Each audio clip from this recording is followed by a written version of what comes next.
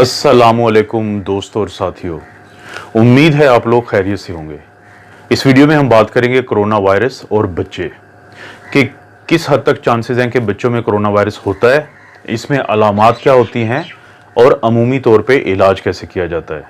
लेकिन उससे पहले मैं एक चीज़ बता दूं आप लोगों को, वो ये है कि अब मुझे जो कॉल्स मौसूल होती हैं उनमें और पहले वाली कॉल्स में एक फ़र्क है। पहले मुझे अक्सर डिस्ट्रेस कॉल आती थी, परेशानी की कॉल्स आती थी, लेकिन अब आहिस्ता आहिस्ता उन कॉल्स की तादाद बढ़ती जा रही है, जो मुझे इसलिए की जाती हैं क्योंकि वो ये बताना चाहते हैं कि उनका मरीज़ अगरचे आज से हफ्ता डेढ़ हफ्ता पहले काफ़ी क्रिटिकल थे, लेकिन अब वो अल्हम्दुलिल्लाह बेहतर होना शुरू हो गए हैं।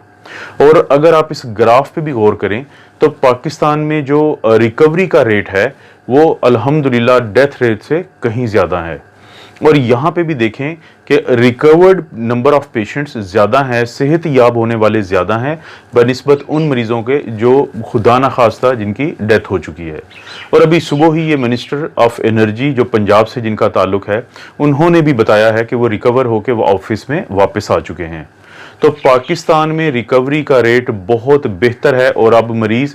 जो मेरी भी एक्सपेक्टेशन से शायद थोड़ा पहले हो रहा है कि अल्हम्दुलिल्लाह वो रिकवर होके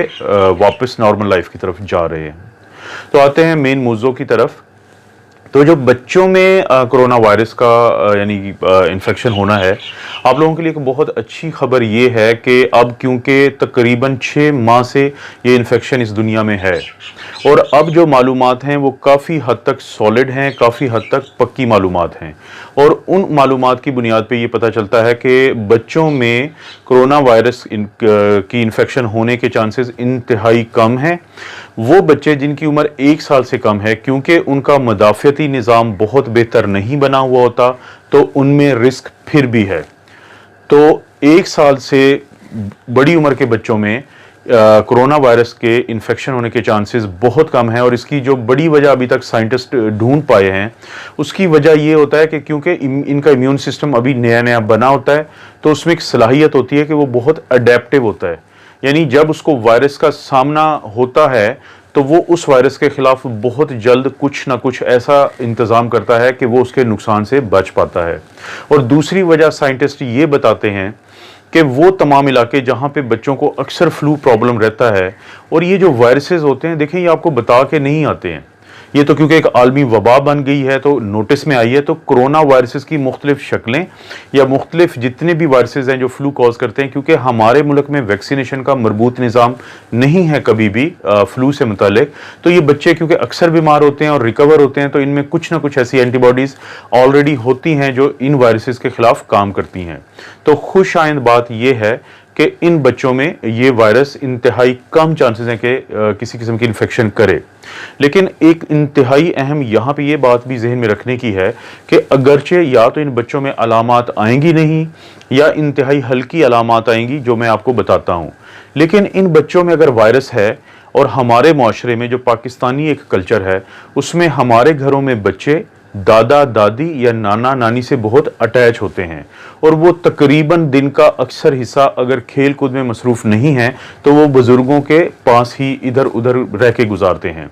तो अगर खुदा न खास्ता बच्चे में वायरस है जिसकी चाहे अलामात ना आए, तो इस चीज़ के चांसेस हैं कि वो बुज़ुर्गों तक ये चीज़ फैला सकता है। तो अगले 2 हफ्ते, जैसे मैं पहले भी कह चुका हूं कि इंशाल्लाह 25 से 30 जून के बाद ये वबा का पाकिस्तान में कम से कम जोर टूट जाएगा। तो आप लोगों ने ये मुहतात रहना है कि आपके बच्चे चाहे उनमें अलामात नहीं हैं तो वो किसी हद तक बुज़ुर्गों की तरफ स्प्रेड कर सकते हैं, फैला सकते हैं। तो बच्चों में अलामात क्या होती हैं? आम तौर पर जो बच्चों में अलामात होती हैं वो हैं बुखार, वो होता है गले में दर्द, वो होता है खुश्क खांसी और बार बार खुश्क खांसी का आना, जिस्म में दर्द,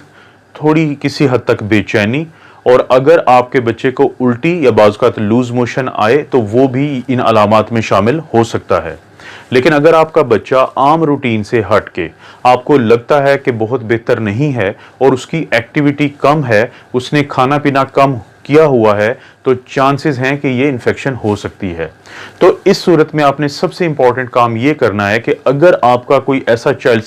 स्पेशलिस्ट या पीडियाट्रिशियन है जिसको आप अपने बच्चों को दिखाते हैं, तो आप फौरी तौर पे उसके पास मत लेके जाएं, बल्कि कोशिश करें फ़ोन पे राब्ता करके उनको ये अलामात बताएं। ताकि वो पहले तो आपको कुछ इलाज बता सकते हैं, और दूसरा अगर आपको उनको दिखाना भी है तो उनको पता हो कि आप अपने बच्चे को इन अलामात के साथ लेके आएंगे उनके पास। इसकी बड़ी वजह यह है कि अगर आप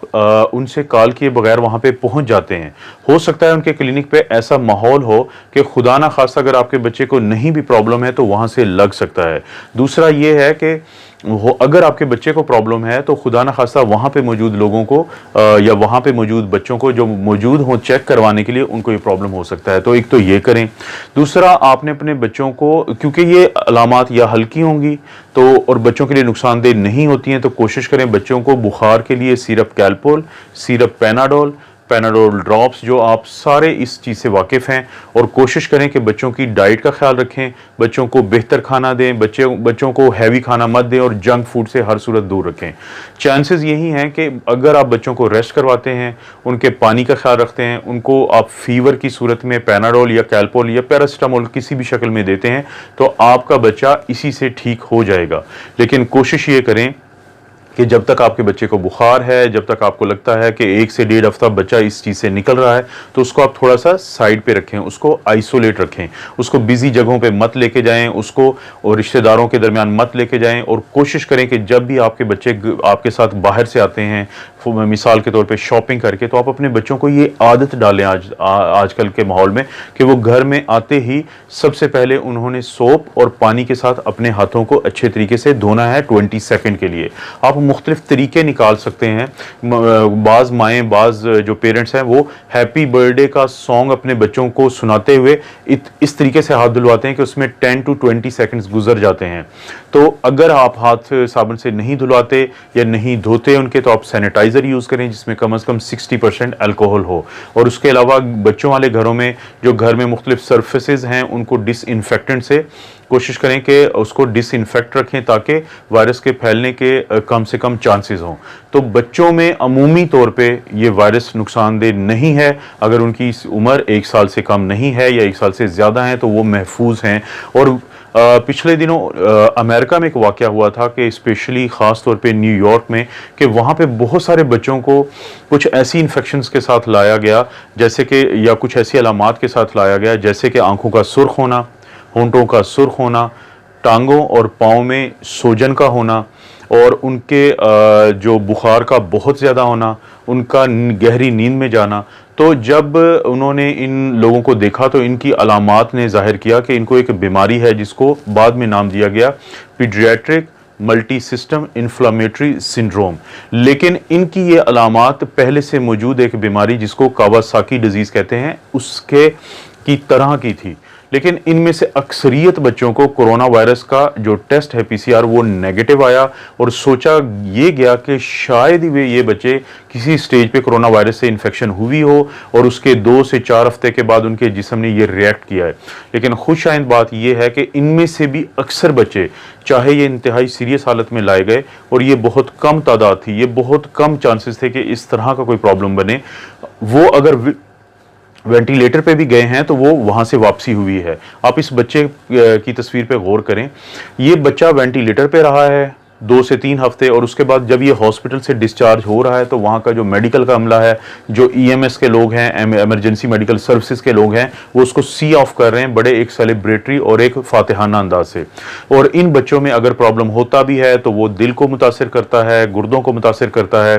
और इसके अलावा दिमाग को मुतासिर करता है, लेकिन आखिरकार ये मरीज़ भी ठीक हो जाते हैं। ये तादाद इंतहाई कम है, ना तो ये चाइना में प्रॉब्लम बना, ना ये इटली में बना, ये सिर्फ UK में किसी हद तक और न्यूयॉर्क में बना, और ये इंतहाई रेयर, इंतहाई कम बच्चों में होता है। और इसका ताल्लुक अभी तक कोरोना वायरस से कोई बहुत स्ट्रांगली नहीं जोड़ा जा सका है। लेकिन इस खबर को पाकिस्तानी मीडिया ने इंतहाई नेगेटिव अंदाज में चला के पेरेंट्स को बहुत परेशान किया। तो ये है आपके बच्चों के मुतालिक कोरोना की मालूमात। आप बिल्कुल मुतमईन रहें कि आपके बच्चे इंशाल्लाह सेफ हैं, उनको किसी किस्म का कोई प्रॉब्लम नहीं है। सिर्फ अगले 2 से 3 हफ्ते में आप कोशिश करें कि अगर आपके किसी बच्चे को कोई फ्लू है तो उसको बाकी बच्चों के साथ मिक्स मत होने दें, और अगर उसको कोई बुखार या कुछ ऐसी अलामात हैं तो बुजुर्गों से उनको दूर रखें। आप अपना और अपनी फैमिली का ख्याल रखें। अल्लाह ताला आपको और आपकी फैमिली को हर किस्म की बुराई, बीमारी और आजमाइश से महफूज रखे।